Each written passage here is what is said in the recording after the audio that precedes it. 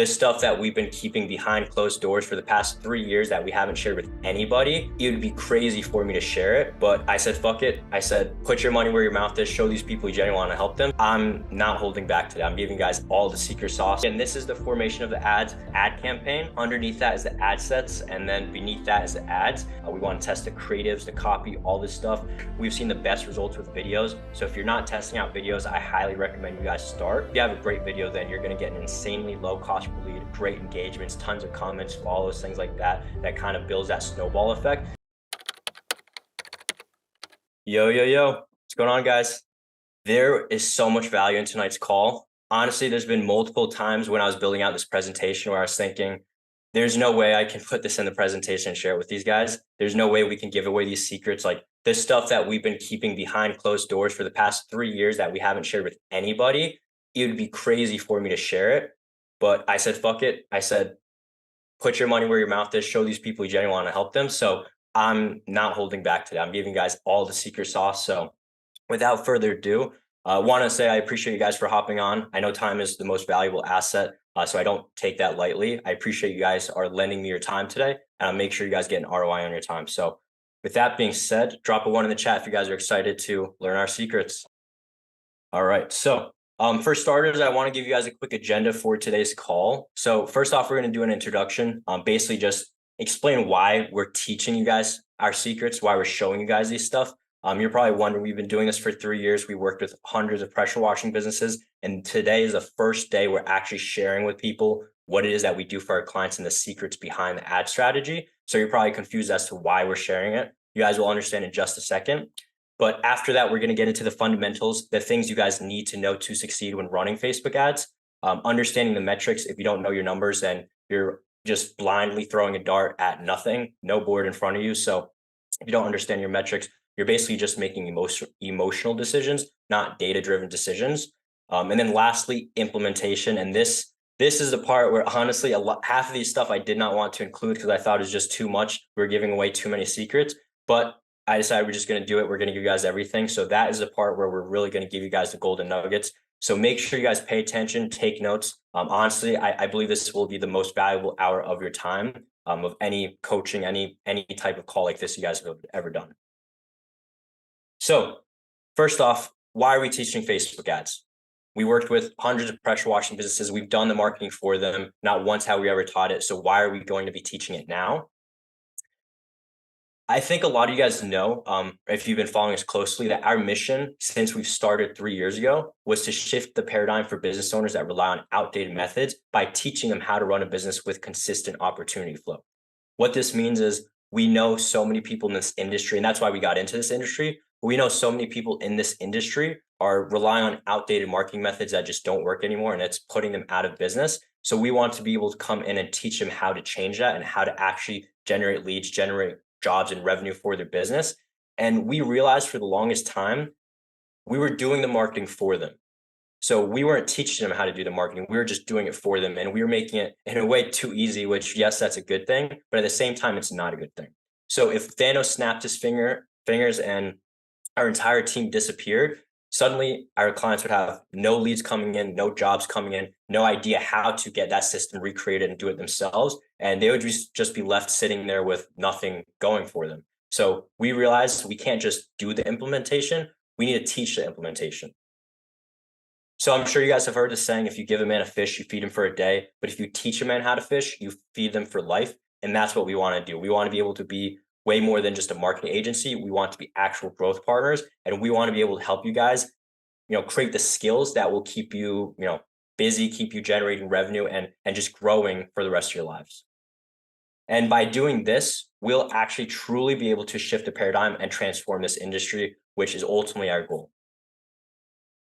Just to preface, this is not going to happen overnight. You're not going to magically learn the skills, become an expert at Facebook ads by the end of this call. You'll have a much better idea. And honestly, after the end of this call, you'll probably have a better idea of how to run ads than 98% of the people in this industry. But you're not going to become an expert that quickly. But if you show up to more calls, if you continue putting in work, if you test, if you don't give up, and you can basically trust the process, you will develop the skills, you will see the results. And these are skills that are going to last you for the rest of your life, no matter what business you go into. These are interchangeable skills that will change your life. Change your life. So with that being said, let's dive into the fundamentals. So like I said, just the things that you need to understand before even getting into Facebook ads. Number one, marketing is not a get rich quick scheme. You're not going to just jump into it and see amazing results overnight. We've seen this with a lot of our own clients where we've run ads and within the first few days, they're already generating thousands of dollars in revenue. But it's because we spent millions of dollars beforehand to learn the stuff that we know now. So coming in as a newcomer with no experience, no money spent, no hundreds of ads trialed and errored. Without that experience, it's not going to happen that quickly. But again, if you put in the effort, if you continue to test and trust the process, you will get to that point. The way I like to look at it is it's like a faucet. Once you acquire the skill, it's like a faucet where if you want to slow things down, you just close the faucet a little bit. If you want to blow it to the max, you open up all the way and the faucet is just pouring out leads. That's the way I like to look at the skill. So once you guys do learn it, it's going to be a life-changing skill. But again, it's not going to happen overnight. So I don't want to sell you guys on that dream. Next to fundamental is testing is essential to success. If you don't test, then you have no idea what works and what doesn't. And you're just kind of doing things blindly. And you have no idea what's working and what's not. So test at least 2 variables at all times. Most people, like if you at least test 2 variables, that'll be good enough where you can get an idea of what's working, what's not. For example, like if you have 2 different audiences, a broad one and a different type, maybe targeting different demographics or something, you'll be able to see which one is getting better results. And then you can, scale up the winners, you can cut out the losers and continue to optimize in that way. But you should always be testing. Even once you find like the absolute top winner after doing all your testing, at least 10% of your budget should always go towards testing and spend more money on it. That's an emotional decision. Just because you feel like it should perform well and it doesn't, you could be throwing away money. And on the opposite side of that, if it's a ad that you hate, you don't like it, but the market responds really well and you're getting great results with it, you shouldn't cut it out just because you don't like it. So know your numbers. Otherwise, again, you're just making blind decisions. At the end of the day, it doesn't matter what we think. It matters what the market thinks. So, and this can only be determined by, testing. If you don't want to test with your money, which obviously you're going to have to test with your money, but if you want to do more extensive testing without putting your money on the line, some stuff you can do is share it with your friends, share it with your family, get feedback from them. People that are actually your customer avatar, by the way, not just some random people that don't own a house or are not in your demographic. And you can also just post on social media, see what kind of engagement you get from it, what kind of views and results and all that stuff, just to see if if it's the type of content people would engage with. So you can test in that way for free, but make sure you guys are always testing. This part right here, I think, is one of the, if not the most important thing to understand when getting into Facebook ads, is understanding the customer buying process stages. So many people like to complain like, oh, I'm getting all these leads from Facebook, but they're terrible. They're not moving forward. They're not good leads. When in reality, they just don't understand what type of leads they're dealing with. Not all leads are created equally. So if you get a lead from your Google My Business or your website or even your yard sign, those are people that are farther along in the buying process. They're now seeking alternatives or seeking solutions, looking at companies, and they're just about ready to make a purchasing decision. Whereas with Facebook ads, we're being proactive. We're getting in front of people before they even realize that they need the service in the first place, which is great because that means they haven't gone looking for other companies. You can sneak your way in there before they do that. And some of those people will move forward right away, but some of them won't. And that's okay because they eventually will. They need to do some of their information search, which you can help by educating the customer. They might need to seek alternate solutions. But again, if they're sold on you, they like you and your company, then you're going to be the solution to go with. So all it means is you need to nurture them a little bit more, but these are still really good quality leads. It just requires a bit more nurturing because they're not, at the end of the buying process, they're at the beginning. So keep that in mind. Otherwise, you could be throwing away amazing leads that are actually serious about, getting the service done. Understanding the ads manager and how it's broken down. So just to kind of keep things simple for now, and we'll dive deeper into it later, there's basically 3 levels. There's the campaigns level, the ad sets level, and the ads level. Campaigns can have multiple ad sets underneath them, and then ad sets can have multiple ads underneath them. The campaign level is essentially for just choosing an objective. The ad set level is for setting up a type of conversion and then the targeting and placement of the ad. And then the ad level is for setting up the creative, what people are seeing. So this is going to be the copy, the creative, the lead form, all those stuff, which we're going to break down in just a second. But this is kind of a higher level of way of looking at it. Next, we're going to dive into the metrics and understanding this and why it's so important to understand your metrics. Again, if you don't know your numbers, then you're really just making emotional decisions that's not backed by any real data. So you're probably going to be making the wrong decisions. So there are tons of metrics we look at. Honestly, there's a lot, but to keep it simple, I don't want to overwhelm any of you guys. We're just going to talk about the top 5 that I would recommend you guys pay attention to. And number 1 is going to be cost per acquisition, which is the most important thing that matters. And this is not going to be in the ads manager. This is going to be something that you need to calculate, but it's really simple. You just take your cost per lead divided by your closing ratio, and then you'll determine your cost per acquisition. We're going to talk about it more in a second, but just as an example, if your cost per lead is $10 and you're closing at a 20% rate, you divide 10 by 0.20 or 20%, then you have a $50 cost per acquisition. So what that means is you're spending $50 to acquire a customer. This is by far the most important KPI because if you don't know what you're spending to acquire a customer, you might be overspending and you're putting yourself out of business. Or you can realize your cost per acquisition is amazing and whatever efforts it is, whether it's Facebook ads or something else, you should be spending more money on that thing because you have the room to play with the money because your margins are that good. Next is cost per lead. This one is in the ads manager, and it's pretty straightforward. Again, it's really just to make sure your cost per acquisition is where it needs to be. But knowing your cost per lead is super important. Understanding your click-through rate and cost per click are also very important. And these are a bit more technical, but still important stuff to look at. Click-through rate is essentially, the percentage of people seeing your ad that are clicking onto it.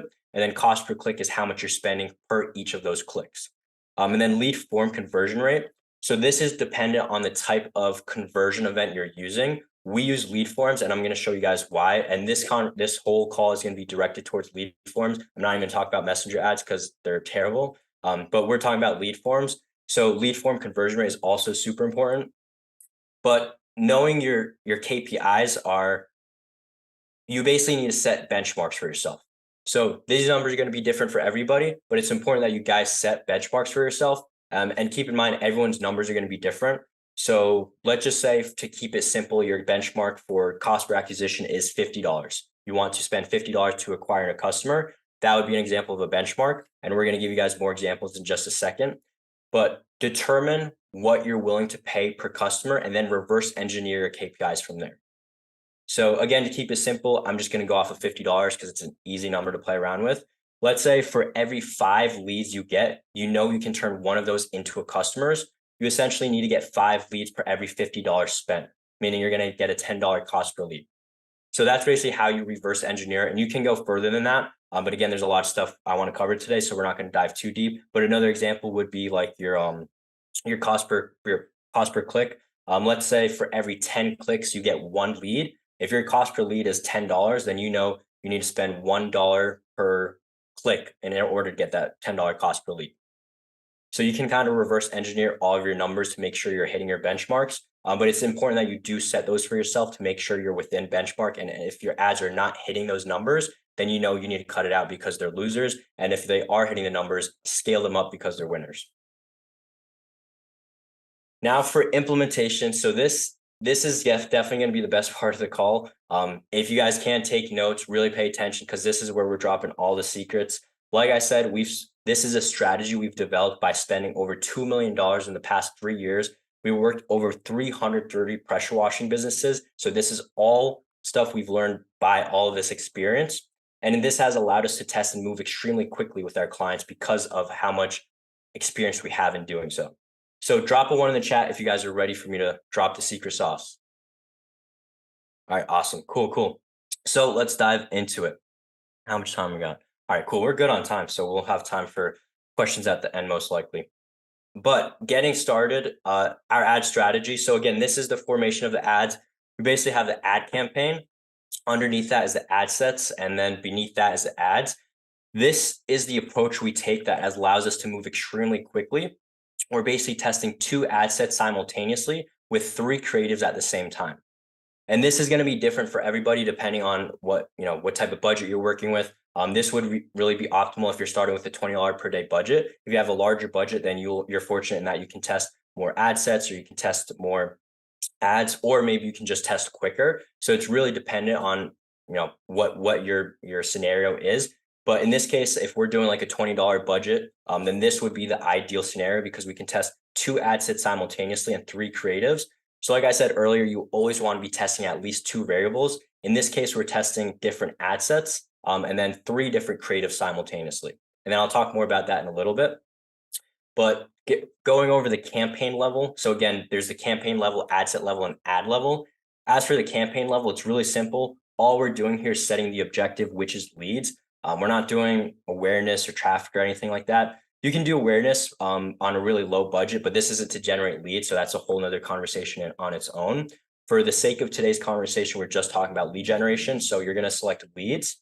And then do not use campaign budget optimization, which now they call it advantage campaign budget. Make sure that's turned off.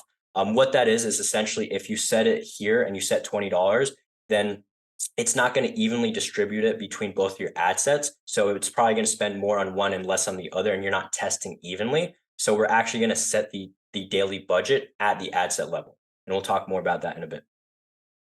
Like I said, the campaign level is really simple. Just select leads. As for the ad set level, so this is where we're going to set the conversion type. Like I said, we use instant forms. We've done extensive testing in Messenger. We've done some testing with calls too, also with websites. And every single time instant form beats out the rest. Reason being, like with calls, you get tons of people that click it by accident. With Messenger, you get the same exact thing. People that start up a conversation and then say, oops, I didn't mean to click it. And you're getting tons of leads that don't even know what they signed up for.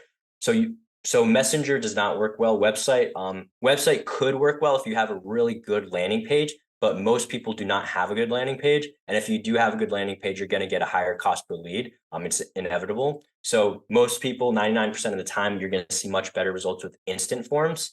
And with instant forms, people have to fill out multiple questions. You can kind of get most of their information right off the bat. So it's just better because you get their information right away, and then you can look up the property, call them, do whatever you got to do. But yeah, so we use instant forms. Next is setting up the targeting. And right before this, I'm not gonna like really show it or dive into it, but right before this would be the daily budget. So like I said, set it at the ad set level. But yeah, set it at the ad set level. So if you're doing, let's say 2 ad sets, and you're spending $20 per day, just set this one to $10, and then your next ad set will be $10 for a total of 20 per day. Again, we'll dive deeper into that strategy in a bit. But for the first ad set, I would recommend starting off with a broad audience, just very open. So 30 to 65 years old plus, and then just put in your service area. So if that's specific zip codes, specific cities, if you want to add a radius, you can do that. I will say we've seen the best results with zip codes. The reason being is that you can get really specific with them. So if you only want to work in certain zip codes that are in a city, but you don't want to work in other zip codes in a city, then just do zip codes so you can exclude those.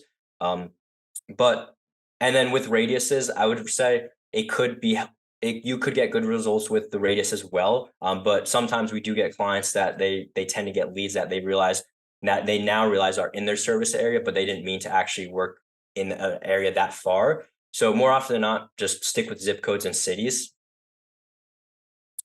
So you're going to have that one broad ad set, but then you're also going to have another ad set where you're testing a different variable. So you might be, and basically the goal is to see which one's performing better. And then again, we'll scale up the winner, cut out the loser. But you can test different stuff. For example, you can test the age demographic. So instead of doing 30 to 65, maybe do 40 to 65, maybe do 30 to 55. You can kind of test around with it and see what works better for you guys. You can try targeting only women. You can target based on interest or income level or something like that. Just keep in mind, only test one thing at a time. So if you're going to test, 30 to 55, don't also put on females only. Test one variable at a time, see which one performs better, and then test from there using that thing.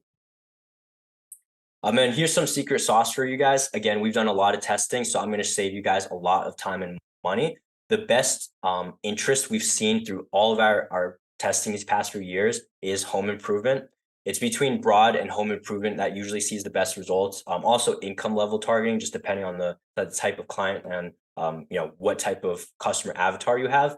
But when it comes to interest, I'm going to save you guys a lot of time. Home improvement by far has gotten us the best results. So you might want to give that a try. But like I said, at the ad set level, you can also determine the placement.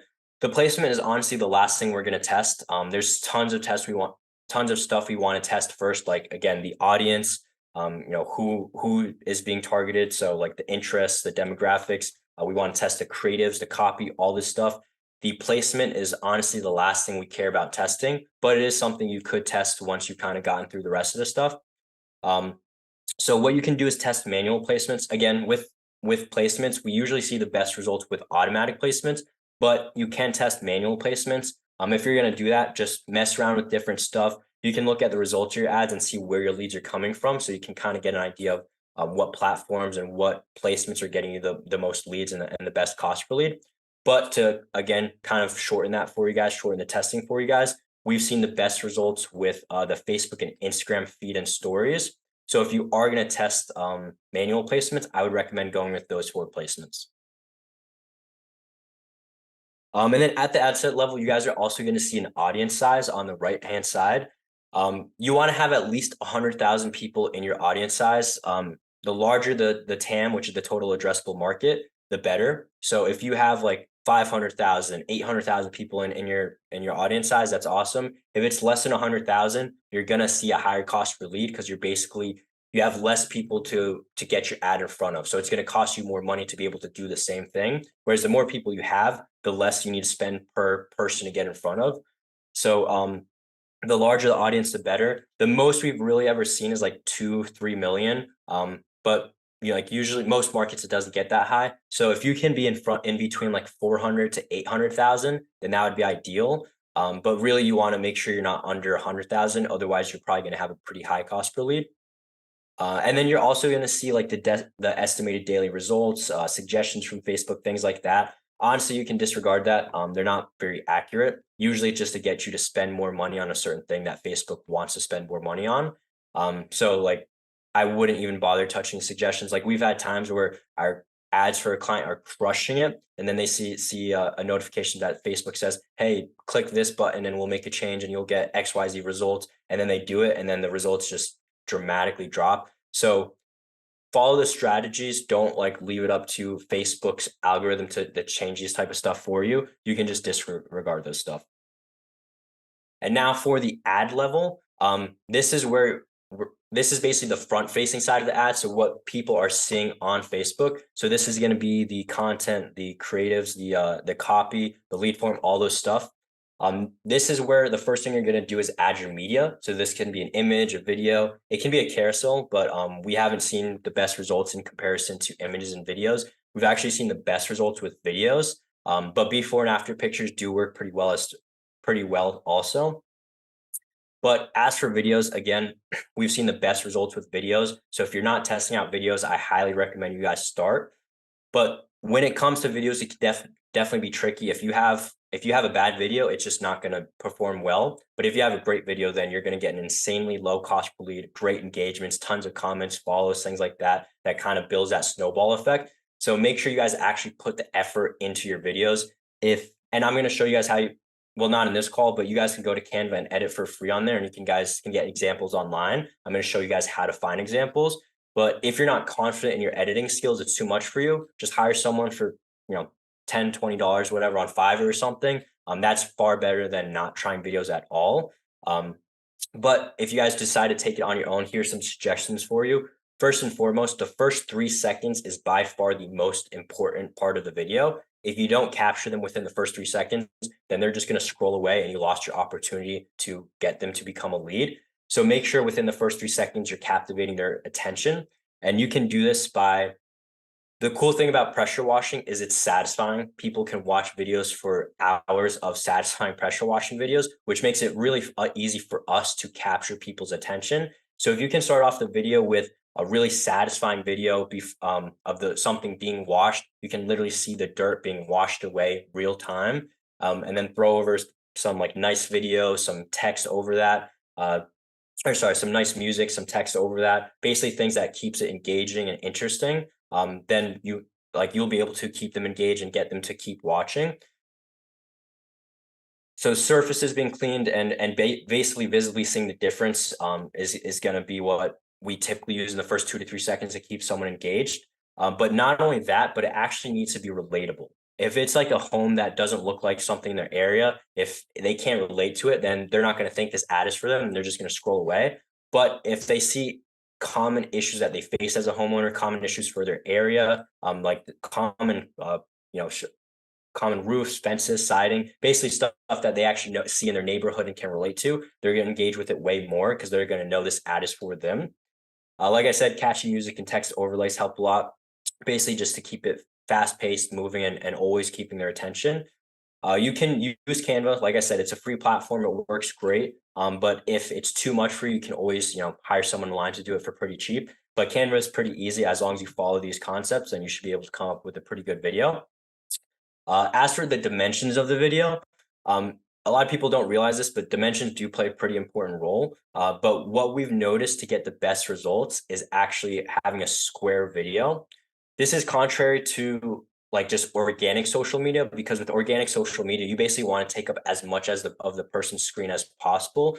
But when it comes to ads, we want them to be able to see the copy as well. We want them to read the copy and be able to absorb that and not just see the content only. So we've seen the best results with square videos, just square content in general. So for images as well. And then again, same thing I said earlier about testing. You can actually test your videos for free by just sharing it on social media.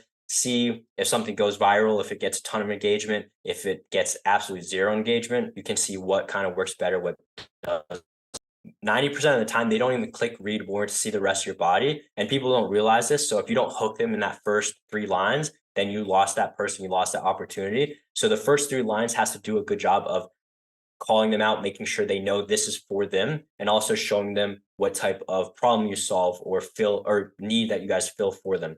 So so as a suggestion, what I would say is like call out the service area, call out the fact that this is for homeowners. So if someone saw an ad that says, XYZ county homeowners, would say, hey, I live in this county, I'm a homeowner. I now know this ad is for me, so I'm going to keep reading, I'm going to pay attention. But if I don't live in this county or I'm not a homeowner, I'm just going to scroll away and not pay attention, which is exactly what we want, because we don't want those people filling out the form or wasting our time. So that's the goal of the first part of the copy. And then the second part would be showing them the type of problems that you guys solve, or the desires they may have, or something like that. So in this case, I'll say something like stop your home from looking like a hot mess. Basically, if they have a home that looks like a hot mess, if they are not happy with the appearance of their home, then they might keep reading to learn more about what it is you guys do and how you can solve that problem. So this is another thing where you can have the whole copy, multiple lines, but the first line, you probably want to test out tons of different variations to see what gets the best result, to get the best cost per lead and click-through rate. But that's just an example you guys can use. And then for the rest of the copy, again, the body, which is the middle part, you would be surprised how little people actually read it. And I mean, just think about how you guys operate as well from your thought process. If you see an ad or you see an email or really anything, you might look at the first line to see what it is. You might skim the middle really quick, and then you might just skip to the bottom and see how it ends. Like when you see an email end with PS, which by the way, if you've seen our marketing, we love to do this. But when the email ends with PS, you usually skim the subject line, jump right down to PS and see what it says, because that's usually where the juicy stuff are at the very end. The same thing here, where people kind of just skip to the end of the copy if they even click read more. So make sure you do a good job at actually getting them to move forward in some way. So some type of call to action. So the call to action could be to get, tap, get, offer. So something for them to do, and then why they would do that. So in this case, it could be as simple as, get 20% off our pressure washing services, maybe get a free gutter cleaning with the roof wash, whatever you guys want. Test all the different offers you guys want, but some type of call to action and an offer for them to claim if they do take action. As for the headline, which you can see the primary text is here, right beneath that would be the headline. This should either say the offer you're running, or the services you guys provide. So for example, it could be as simple as professional pressure washing services. It could be professional exterior cleaning services. It could be $100 off pressure washing services, whatever you guys want to do, but it should be like straight to the point so people know exactly what this is for. if they only read the headline. And then for the call to action button, you can see here it says sign up.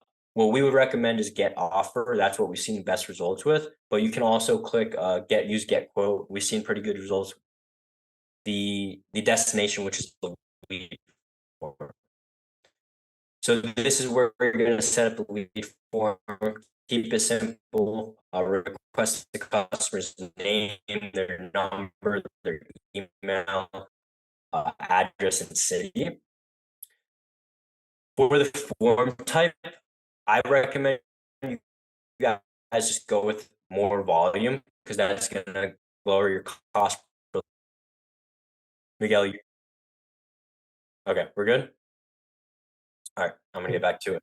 But yeah, like I said, more often than not, you can go with more volume. But if you're seeing that you're getting a low, or actually you can try out higher intent as well. Like again, with anything, just test it. But if you're seeing that you're getting a low lead form conversion rate, so anything under 10% would be considered low, then you might want to switch to more volume. If you're still getting a low lead form conversion rate, then maybe remove some questions and make it a bit less intensive. The easier the form to fill out, the more people are going to fill it out. The harder it is to fill out, the less people that fill it out. But with more questions, it's going to make it so whoever does go through the whole thing, there's going to be more intent because they put in a bit more work to move forward. So just keep that in mind. Again, just test it out and see what the numbers look like for you guys. Upon submission, the prospect is going to be brought to like basically a last page. On this page, you should have another call to action. If you guys have an appointment booking page, like on your website, or even just some type of landing page for them to actually book an estimate, that would be amazing because you can get people going straight from the ad when their interest is at its peak to actually booking an estimate or booking, whatever. And in that point, all you need to do is call to confirm, show up and do the estimate.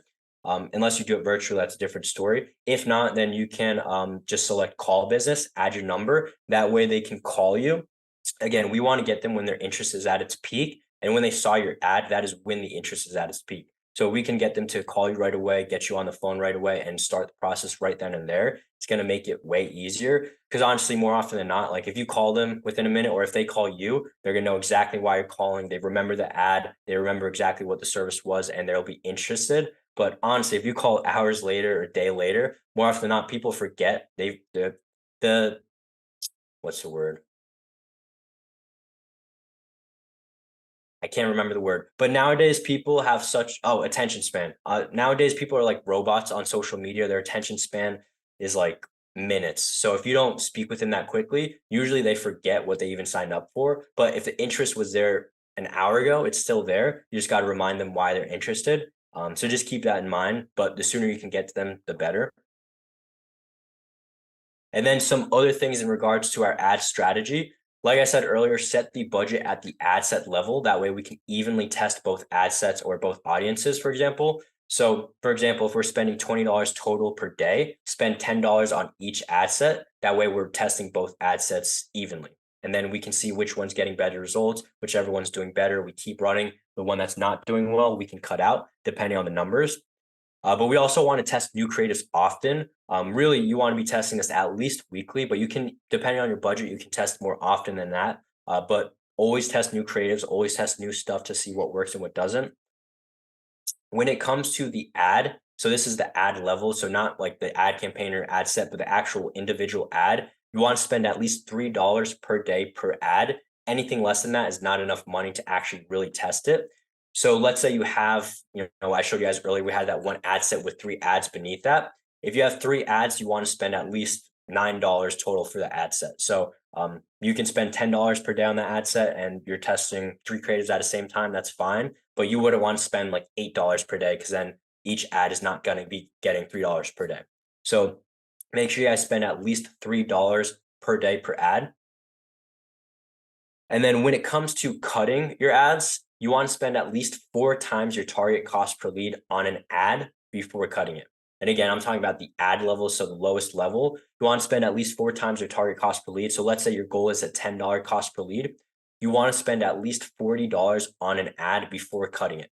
So if you spent $40, you still haven't gotten good results and numbers look bad, you can cut it. If you spent $30 and things aren't looking good, keep running it, giving it a little bit more time before you just cut it out.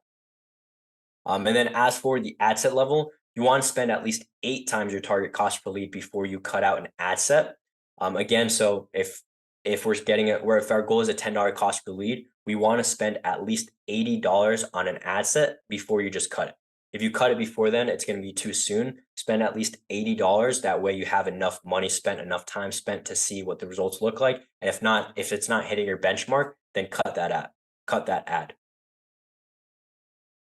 So just to recap with our campaign strategy, if we were going to go with, let's say, a $20 per day budget, we would put $10 towards ad set one with a broad audience. We would put $10 per day on a second ad set. And this can be testing. We'd most likely start off with testing home improvement. But if you know in general you want to target higher income people, you might target higher income households. If you know 80% of your customers are women, maybe you'll start off targeting women. You can test whatever you want, but you'll have $10 towards this asset, $10 towards this one. Again, $20 is an example. You guys can spend more or less depending on your budgets, but that's just being used as an example. And if you're spending $10 per day on this ad set, that means on average, each of these are going to get a bit more than $3 per day, which is like the minimum. We wouldn't want each to get less than $3 per day. So as long as it's technically getting $3 per day, then that's fine. And then to break it down, make it even easier for you sports fans, to put it into a bracket to make it easier to kind of consume. What we're doing is essentially we have all these things we're testing. We have creative one versus creative two. We're going to determine this creative is better. We're going to do the same thing with creative three, creative four, and see this one's better. Then we'll perform these against each other, see which one performs better. Eventually, we're going to get to the point where, we'll do this for audience. We'll do this for the ad copy, the forms.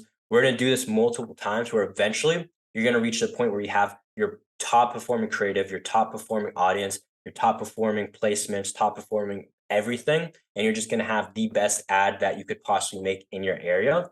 And this ad is probably going to keep you very busy for a very long time. But it's also important to realize things dry out. So if you're not also changing up parts of it, adding new creatives to it, change up the copy a little bit, then it'll eventually dry out. So it's important that you keep in mind. But by doing so, you guys will be able to have a really good understanding of what works best in your market. As another bonus tip for you guys, you can also look for examples of ads to kind of learn from by going to the Facebook ads library. So if you just go on Google and search Facebook ads library, and then you search pressure washing, you're going to see tons of ads from other pressure washing businesses. The saying is, I think this is how it goes. They say good artists create and great artists steal. So you shouldn't necessarily steal their ads, but you can definitely learn from it and maybe try to innovate on it, or maybe just customize it to fit your own business. But it's important that you look at how long the ad was live. So you see this one was live since like the 17th, 22nd. Like these ads are very new. So they're brand new. They barely spent money. They don't know if it works or not yet. But if we find an ad from months ago and it's still live, then that means it's probably doing pretty well. So if we see an ad that's been live for months, that would be a really good ad to learn from, because they're still running it. They must be getting good results. So this copy must be working, or this creative must be working, and then you can learn from that. So just to recap, always split test. Make sure you guys are always testing. If you're not testing, you're just throwing ads up there, then you don't really know it's working. So make sure you guys are always testing so you can keep optimizing your ads. When you have winners, scale them up, put more money into them. If you have losers, then cut them out. You don't want to waste any more money on those. But again, if you don't know your numbers, then you're just spending money to spend money. And give the ads the necessary amount of time to test. If you spend more money per day, you can test quicker. If you're spending less, then you might need to take a bit more time to test. But make sure you guys give the necessary amount of time and money to test. Otherwise, you're going to be making emotional decisions, not data-driven decisions.